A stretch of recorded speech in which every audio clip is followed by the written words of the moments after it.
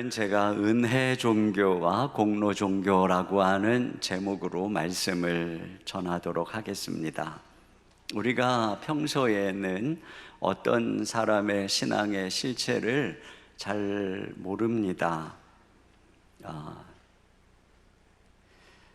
그런데 위기가 오고 갈등이 올 때 비로소 그 속에 숨겨진 신앙의 진면목이 드러나게 되지요. 오늘 이 사건의 발단은 이스라엘에게 조공을 들이던 모압 왕이 아합이 죽자 배반을 한 데서 비롯됩니다. 그래서 북이스라엘의 여호람이라고 하는 왕이 이제 유다의 여호사밧과 에돔 왕과 연합군을 편성해서 모압을 치러 가는 중에 생긴 이제 위기예요. 이 연합군이 위기를 만났는데 그것이 9절입니다. 시작. 이스라엘 왕과 유다 왕과 에돔 왕이 가더니 길을 둘러간 지 7일에 군사와 따라가는 가축을 먹일 물이 없는지라. 네, 모압을 치러 에돔 광야로 길을 둘러서 갔다 하는데 여러분이 지도를 한번 보시면 저 북이스라엘에서부터 그 모압은 요단 동편 쪽에 있죠.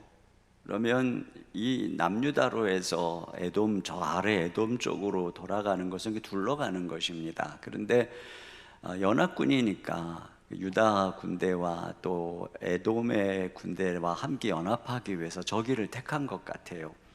그래서 저 아래 에돔 광야쯤에서 물이 떨어져서 진퇴양난에 앞으로 가지도 못하고 뒤로 가지도 못하는 그런 상황에 놓이게 된 것이죠. 자, 이런 위기 상황에서 과연 이들이 어떤 반응을 보여주는가 하는 것이 이제 오늘 본문의 대조가 되어서 나타나고 있습니다. 먼저 위기 속에서의 여호람의 반응인데요. 10절입니다. 시작. 이스라엘 왕이 이르되 슬프다. 여호와께서 이 세 왕을 불러 모아 모압의 손에 넘기려 하시는도다 하니. 네, 이스라엘의 왕은 어려움이 당하니까 하나님께서 우리를 모압의 손에 넘기려 그런다, 이렇게 원망을 하고 있습니다. 평소에 하나님과 관계가 안 좋은 사람은 어려움을 만나면 하나님이 우리를 죽이려 그래, 이제 망하는 거야, 이렇게 불평을 합니다. 여기 여호람은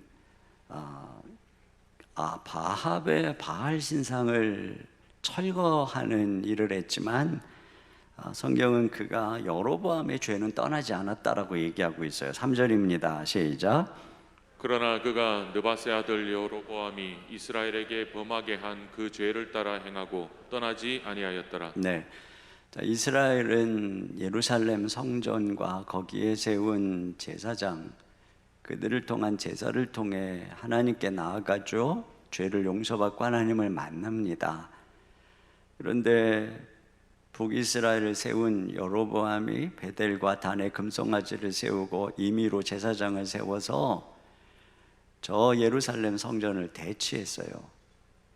정치적인 이유로 효력이 없는 모조품 사이비를 만든 것입니다. 그런 면에서 여로보암은 하나님과의 관계에 있어서는 모조품 신앙을 가진 사람이라고 할 수 있습니다. 그리고 뒤에 보면 오히려 그는 아세라 바알을 섬긴 사람이라는 것을 알게 되는데요, 하나님은 형식적으로 섬기고 실상은 우상을 섬기는 사람입니다. 그러니까 오늘날로 하면은 어떤 신앙적인 형식은 있는지 모르겠지만 그리스도와는 관계가 없는, 그리스도 안에서 하나님과 화목되지 않은 형식적인 신앙이 있는 것이죠. 그러니까 이런 사람의 특징은 하나님이 자기를 무슨 어려운 일을 만나면 자기를 벌주려고 한다, 이런 그 모습으로 드러나는 것입니다.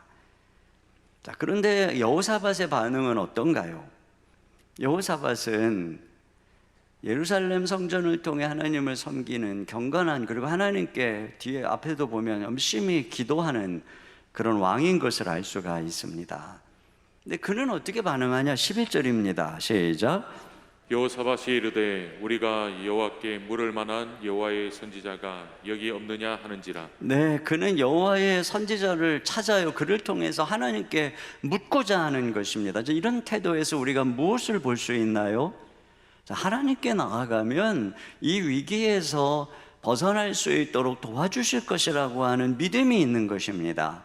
형식적인 신자는 어려움을 당하면 하나님께서 이 일로 우리를 망하게 하시려는가 보다. 그러나 진정한 신자는 어떻습니까? 어려움을 만나면 하나님이 우리를 도와주실 거야, 하나님께 나가보자, 이렇게 반응을 하는 것입니다. 그가 이렇게 반응을 하자 11절 하반절입니다. 시작. 이스라엘 왕의 신하들 중에 한 사람이 대답하여 이르되 전에 엘리야의 손에 물을 붓던 사밧의 아들 엘리사가 여기 있나이다 하니. 네, 자, 여러분 지금 어떤 이렇게 찾으니까 누군가가 엘리사가 여기 있다는 거예요. 그런데 여러분 아시다시피 지금 엘리사는 북이스라엘 사람입니다. 지금 이들이 처하고 있는 위치는 저 밑에 에돔 땅입니다. 에돔 광야예요. 그런데 엘리사가 여기 있나이다, 이게 무슨 뜻입니까? 엘리사가 지금 이 전쟁에 함께 참여하고 동행하고 있다는 것입니다. 하나님께서 그들이 만날 위기를 아시고 미리 엘리사를 보내셨던 것이죠. 이걸 보면 하나님은 당신의 백성들과 함께하고 위기 속에서 돌보시는 그런 분이라는 것을 알 수가 있어요. 근데 우리가 하나님에 대해서 잘 모르니까 조금 어려움이 오면 불신앙에 빠져서 하나님이 우리를 벌 주시려고 한다라는 말을 하는 것이에요. 여러분, 하나님께서는 당신의 백성이 감당하지 못할 시험 당함을 허락하지 않으시고 또 시험 당할 즈음에 피할 길을 내신다라고 성경이 말하죠. 고린도전서 10장 13절입니다. 시작. 사람이 감당할 시험 밖에는 너희가 당한 것이 없나니 오직 하나님은 미쁘사 너희가 감당하지 못할 시험 당함을 허락하지 아니하시고 시험 당할 즈음에 또한 피할 길을 내사 너희로 능히 감당하게 하시느니라. 그렇죠. 그러니까 우리가 시험 당하거나 어려운 일을 당할 때 오늘 여호사밧처럼 하나님께 나아가서 기도하면 하나님은 우리에게 피할 길을 열어주시는 분인 거죠. 여러분, 하나님께서는 오늘 우리에게 엘리사보다 더 위대한 선지자를 보내주셨죠. 바로 하나님의 아들 그리스도 예수님이신 것입니다. 예수님은 완전한 선지자이시기 때문에 엘리사보다 더 잘 알아요, 하나님의 모든 뜻을. 그분은 지혜요 모사요, 우리 앞에 일어날 모든 일에 대한 대비책을 다 아시는 분이십니다. 그렇기 때문에 우리가 공경 중에 주님께 나아가면 언제나 주님께서는 우리의 걸음을 인도해 주시는 것입니다. 여러분들 중에 진퇴양난의 곤란에 처해 있는 분이 있습니까? 내가 어떻게 하면 좋을지 밤낮 머리를 짜도 해결책이 떠오르지 않는 어려운 상황에 있는 분이 있습니까? 이럴 때 누구 신통한 사람이라도 좀 만나봤으면 좋겠다, 이런 생각에 쌓여 있는 분들이 있습니까? 여러분, 오늘 바로 그 분이 우리 곁에 와 계시다라는 것이에요. 그분이 예수님입니다. 우리가 언제나 하나님께 나아가서 기도하면 반드시 피할 길을 우리에게 가르쳐 주실 줄로 믿습니다. 자, 그래서 엘리사에게 그들이 찾아갔어요. 그런데 그들을 맞이하는 엘리사의 반응이, 태도가 또 대조적입니다.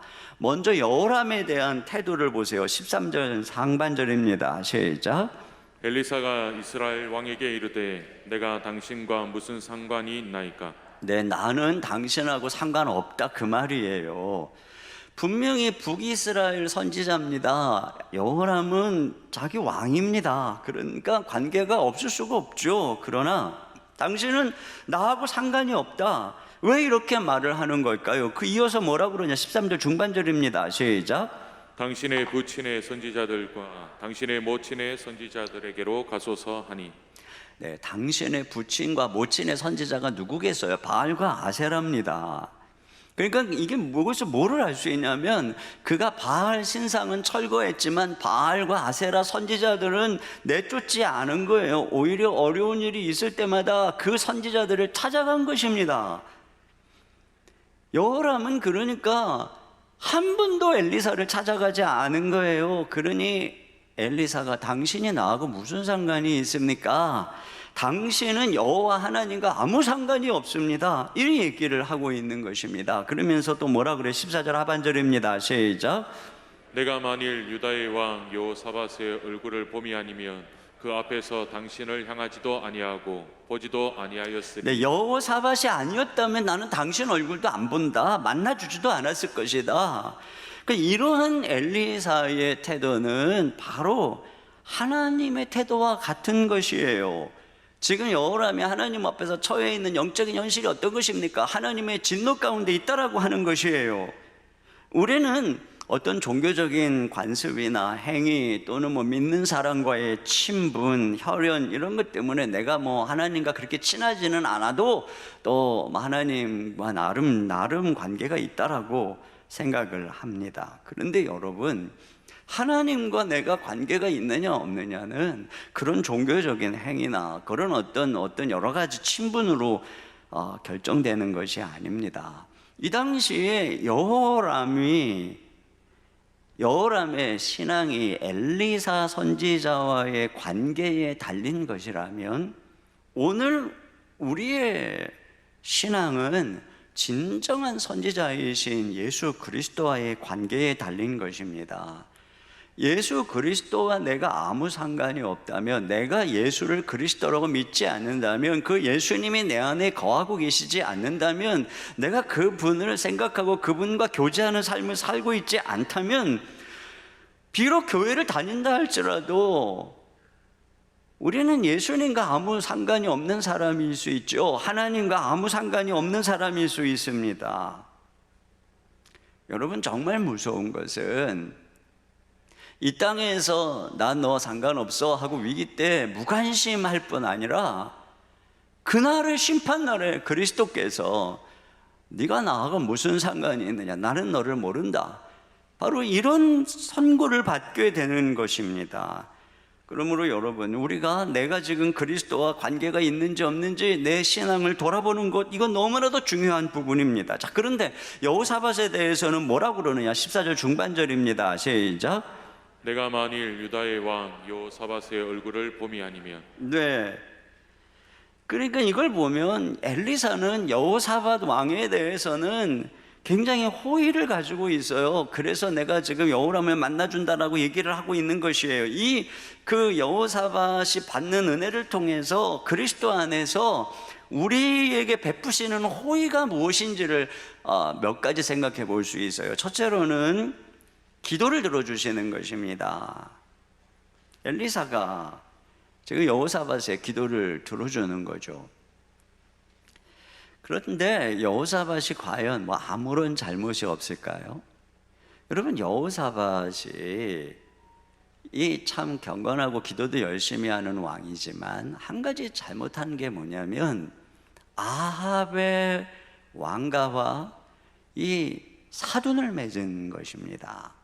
그래서 그의 그 재위 시절 내내 이 아합의 그 왕가와 아주 그 동맹을 하고 친하게 이스라엘과 지내는 것을 보고 아합과도 동맹을 맺어서 전쟁에 나갔다가 죽을 뻔하기도 하고, 그리고 돌아오다가 선지자에게 막 꾸중을 들어요. 하나님을, 여호와를 미워하는 자를 사랑하는 것이 강한 일입니까? 이런 꾸중을 듣는 그런 측면에서 지금 여호람이라고 하는 악한 왕과 동맹을 맺어서 함께 가는 것도 지금 칭찬받을 일은 되지 못하는 거예요.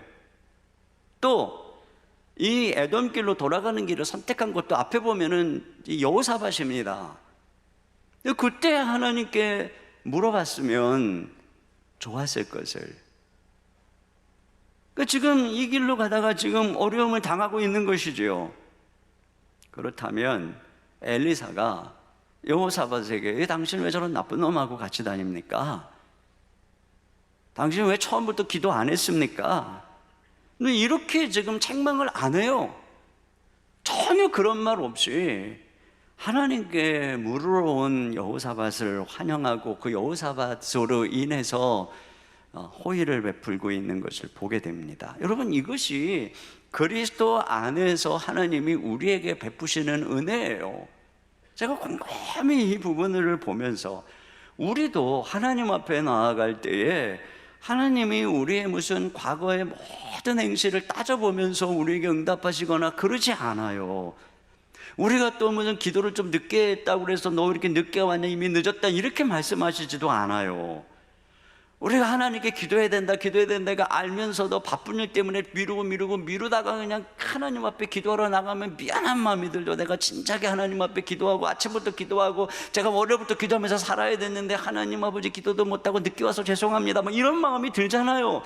그런데도 하나님께서는 그런 것 때문에 너 늦었으니까 안 돼, 너 너무 늦었어, 이미 끝났어, 이렇게 말씀하시는 분이 아니라 우리가 그냥 나온 것 그 자체를 너무나 기뻐하시고 언제나 환영해 주신다라고 하는 것을 우리는 기도하는 자리에 가기만 하면 깨닫게 됩니다. 그뿐인가요?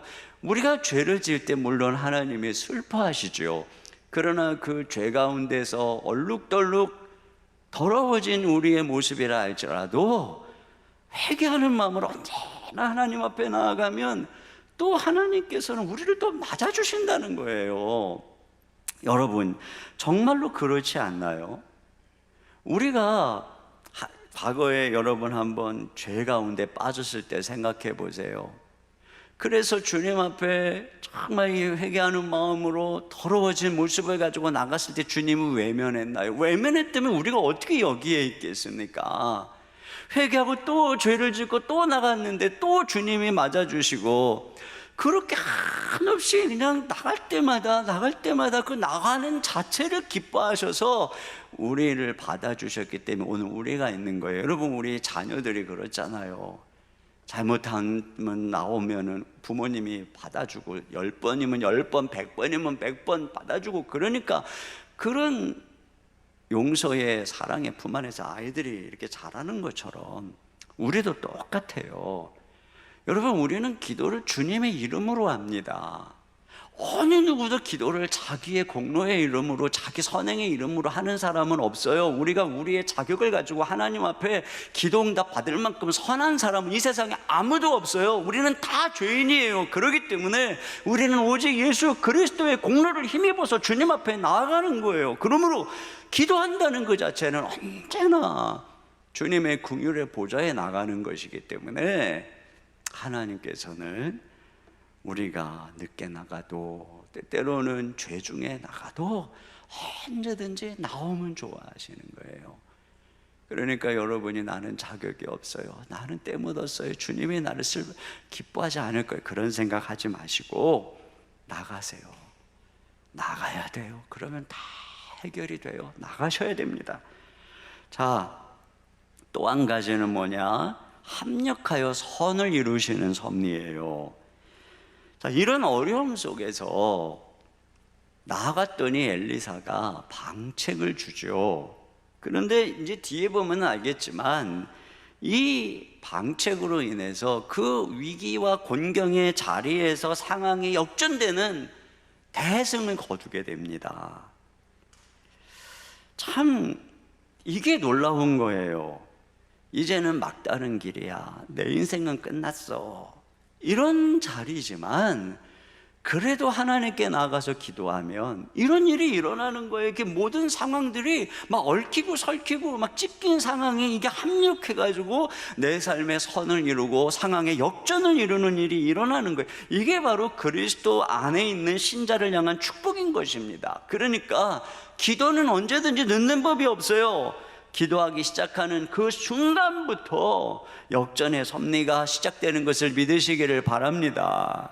여러분의 실수까지도, 여러분의 넘어짐도 다 주님의 섭리 안에서 아름답게 하나님이 만들어 가십니다. 산산조각 나서 깨져버렸다 할지라도 우리가 기도하며 주님께 나아가면 하나하나 다 붙여서 오히려 주님이 예술품 같이 멋지게 우리의 인생을 이어가신다. 이것이 바로 신자의 축복이에요. 세 번째로, 그는 다른 사람들에게 축복이 되는 것을 알 수가 있어요. 여호사밧 때문에 지금 다른 왕들도 도움을 받고 있잖아요. 여러분, 이 순간에 누가 진짜 도움이 되고 해답이 되는지를 보세요. 여호람이 엘리사의 국가의 왕이어도 소용없어요. 그 땅이 에돔 땅이어도 소용없어요. 한 가지죠. 여호사밧의 신앙입니다. 이 순간에 도움이 되는 것은 하나님을 찾을 줄 아는 여호사밧, 그의 모습이에요. 그러니까 여러분, 이 세상에서 신자가 하나님을 아는 것, 그분께 기도할 줄 아는 것, 그분께 나갈 줄 아는 것, 이게 얼마나 큰 일인가를 알아야 합니다. 우리가 그리스도와 교제하면서 기도할 줄 안다는 것, 여러분, 이것 하나만으로 그 사람으로 인해서 가정과 또 그 사람을 아는 모든 사람들이 복을 받는 것이니, 이게 정말 대단한 거예요. 많은 신자들이 그걸 몰라요. 지금 우리가 이렇게 하나님의 백성으로서 엄청난 신분과 특권의 자리에 있다는 사실을 알지 못한 채 그냥 세상에 쓸데없는 거 부러워하면서 이 신분을 소홀히 여겨요. 마치 그 에서가 팥죽 한 그릇에 장자권 팔아버리듯이 세상 욕심에 이 신분을 팔아버리고 더럽히고 죄에 뒹굴고, 그러다가 축복의 자리에 쫓겨나와서 그제서야 와, 이게 얼마나 귀한 것이었는가를 그때서야 깨닫는단 말이죠. 여러분, 지금 깨달아야 돼요. 우리가 지금 이 믿음으로 살아가고 서 있는 이 자체가, 이 일상이 능력이고 축복이다. 그걸 믿으시기를 주님의 이름으로 축복합니다. 믿음 안에서 주님을 잘 섬기고 예배하는 가정이요, 강남의 좋은 아파트를 소유한 가정보다 더 부유한 가정이에요. 지금은 뭐 목사님 농담하시네 그러겠지만, 여러분, 한 세대 두 세대만 지나면 제 말이 사실이라는 거 녹음했다가 여러분 확인하시기 바랍니다. 하나님 말씀은 사실이에요. 눈앞에 세상의 사람들 번성하는 거 보이지만, 한여름의 풀처럼 자라다가 금방 사라집니다.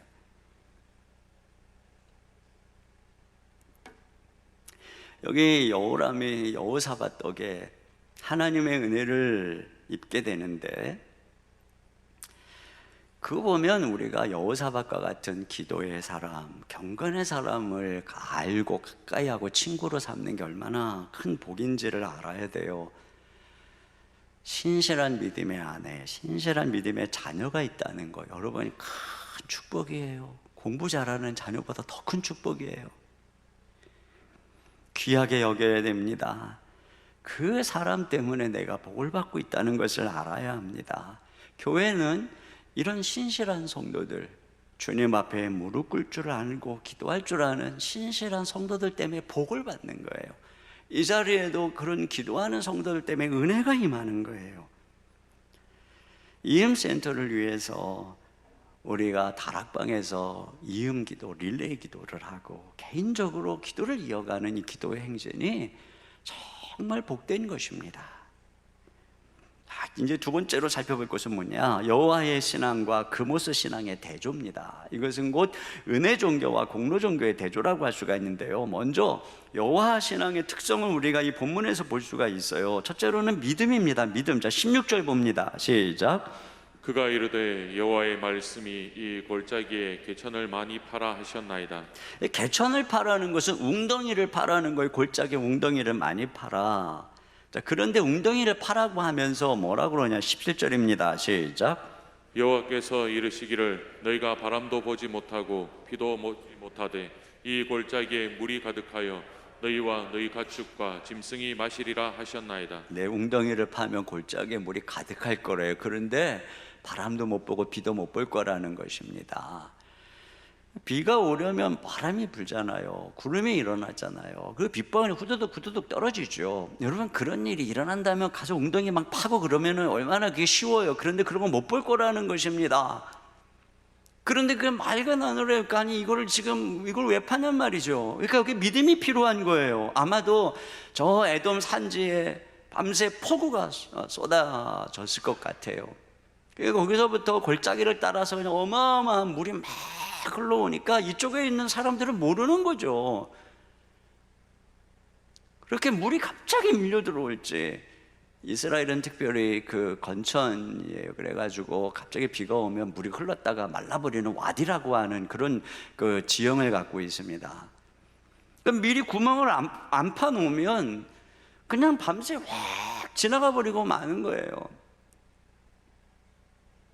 갑작스럽게 물이 흘러오면 또 물을 어떻게 구덩이를 파겠어요?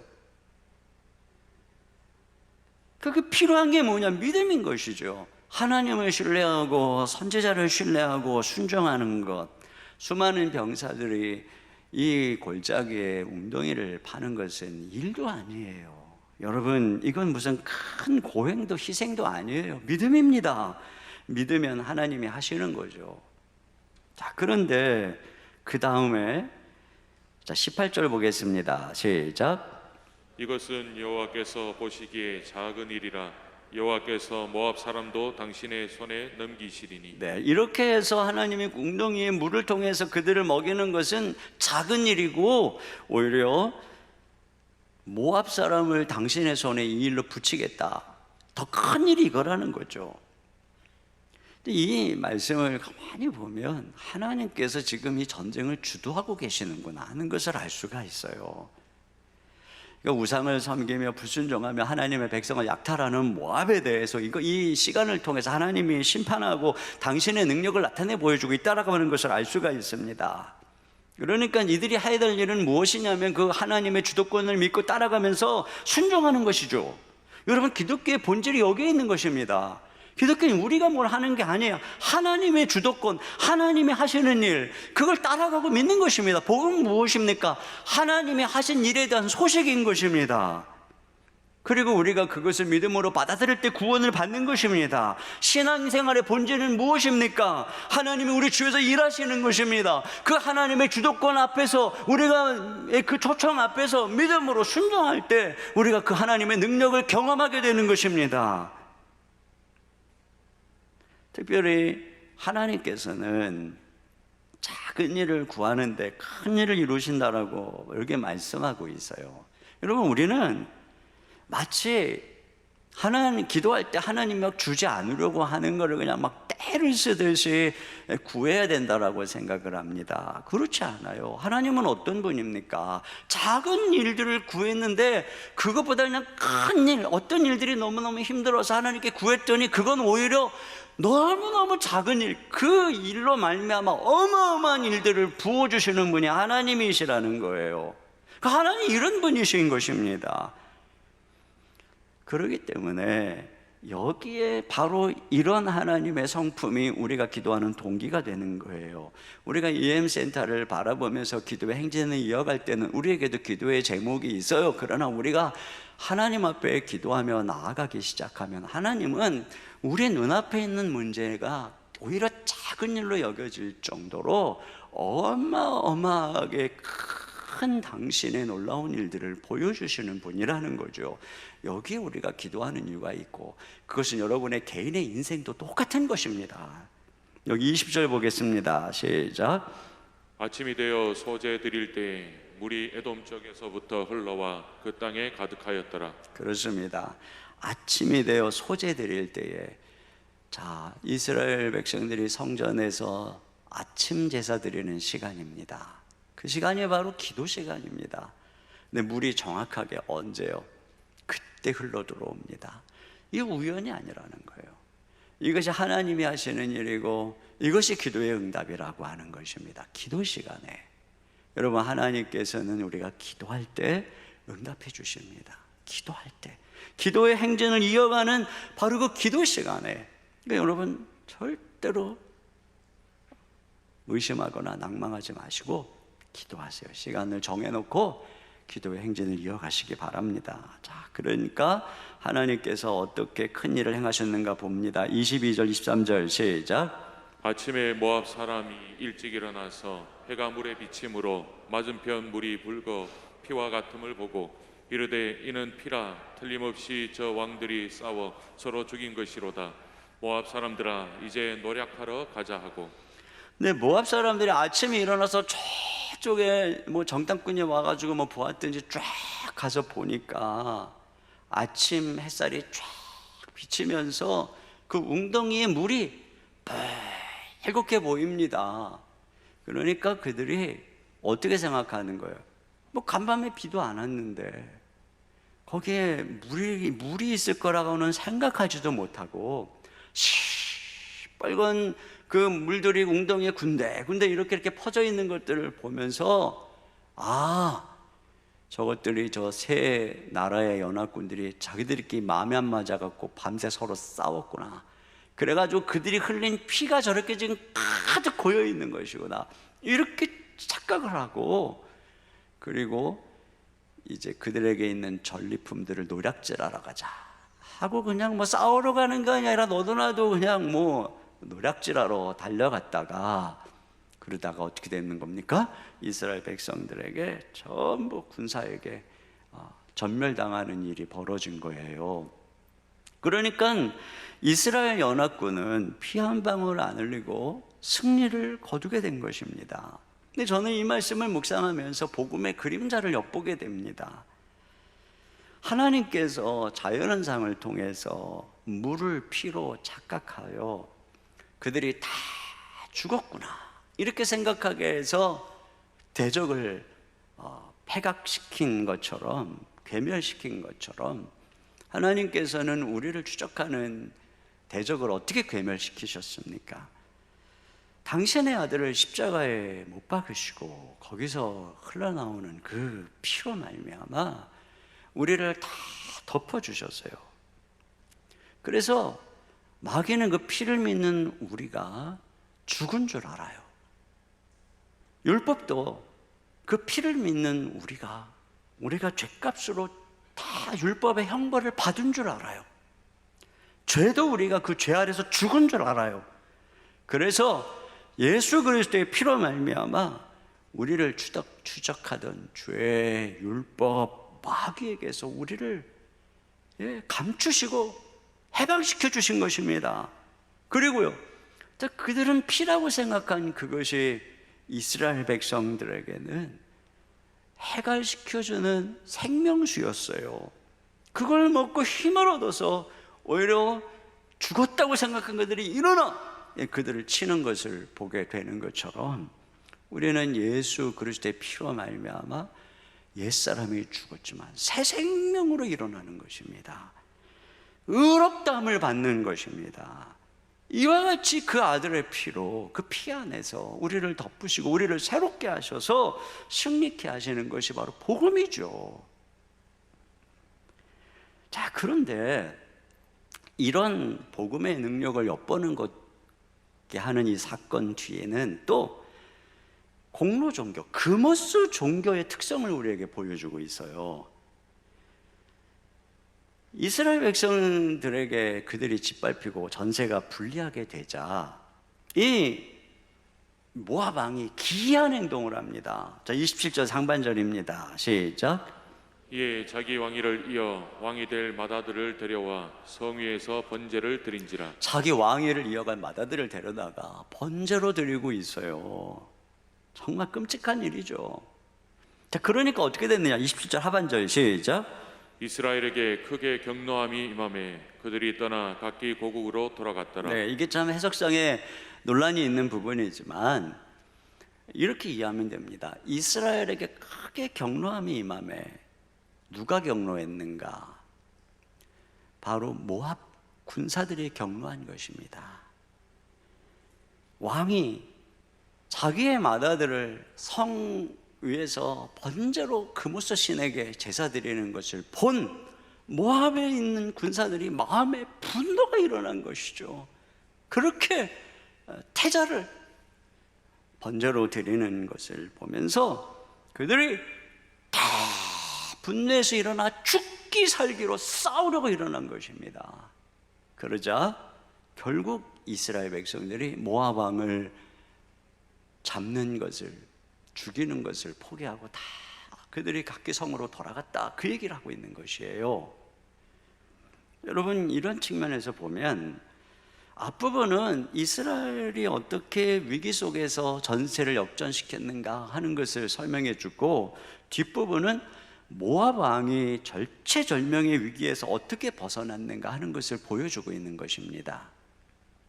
여기서 우리는 여호와의 종교, 조금 아까 보았던 은혜의 종교와 대조되는 이 금오스 종교, 공로 종교의 특징을 보게 되죠. 즉 종교와 복음의 차이를 보게 됩니다.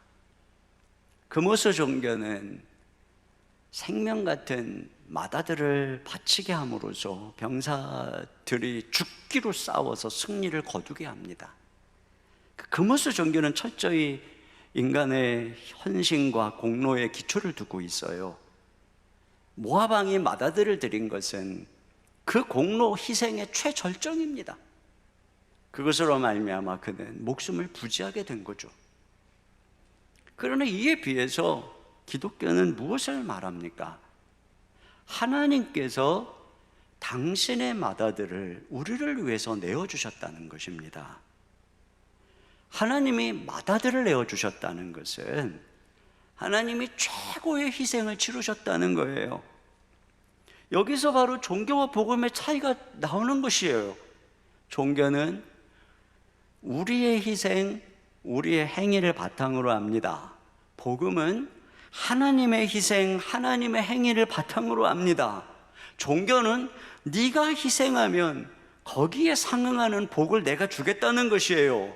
네가 순종하면 내가 구원을 하겠다는 것입니다. 그러나 복음은 네가 그렇게 할 수 없는 죄인이기에 내가 대신 내 맏아들을 내어주었다. 내가 너를 이미 용서했다. 그러므로 나오기만 해라. 믿기만 해라. 이렇게 말씀하는 것입니다. 이게 차이점인 것이죠. 그러면 여러분, 두 맏아들 중에 어느 쪽의 맏아들의 희생이 크고 효력이 큰 것일까요? 오늘 본문이 그걸 보여주죠. 효력이 크다는 것은 그만큼 효과가 크다는 것입니다. 그런데 모압 왕이 얻은 것은 무엇이고 잃은 것은 무엇입니까? 그가 자기 목숨 부지한 것 외에 다 잃어버렸어요. 25절입니다. 시작. 그 성읍들을 쳐서 헐고 각기 돌을 던져 모든 좋은 밭에 가득하게 하고 모든 샘을 메우고 모든 좋은 나무를 베고 길하레셋의 돌들은 남기고 물매꾼이 두루 다니며 치니라. 그렇습니다. 모든 좋은 것을 다 잃었어요. 그리고 가장 소중한 자기 생명 같은 맏아들까지 잃었어요. 삶의 아름다운 것들이 다 초토화되었어요. 상처뿐인 영광이죠. 여러분, 아들을 희생하고 가정을 희생하고 만문신을 따라다니느라고 그러다가 남은 인생이 뭐예요? 상처뿐인 영광이죠. 이게 공로 힘의 결과입니다. 종교는 우리의 불완전한 헌신, 불완전한 행위에 바탕을 두기 때문에 언제나 불안정합니다. 우리의 연약한 윤리와 행위 위에 가치감의 토대를 두기 때문에 우리는 늘 불안합니다. 우리가 가진 기준에 미치지 못하면 우리가 한없이 무너지죠. 그렇듯하게 산다고 생각될 때에는 한없는 우월감에 자신감에 목소리를 높이며 다른 사람을 매몰차게 몰아붙이지만 스스로 표준에 미치지 못할 때 우리는 얼마나 자기를 혐오하게 됩니까? 자신감을 잃어버리고 패배자가 된 듯한 느낌을 가지게 되지 않습니까?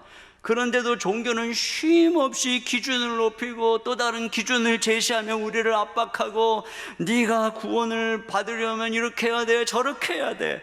결국은 남는 것은 초라하고 초토화된 상처뿐인 자아. 여러분, 이게 전부예요. 이것이 종교가 우리에게 가져다주는 결말입니다. 그러나 여기 하나님의 맏아들의 피를 의지하는 하나님의 백성들은 어떻습니까? 그들이 웅덩이를 판 것 외에는 아무것도 없어요. 믿음뿐입니다. 그런데 얼마나 놀라운 은혜를, 여러분, 얼마나 놀라운 승리를 거둡니까? 이것이 바로 하나님이 흘려주신 맏아들의 피가 얼마나 효력이 있는가를 우리에게 보여주는 것이에요.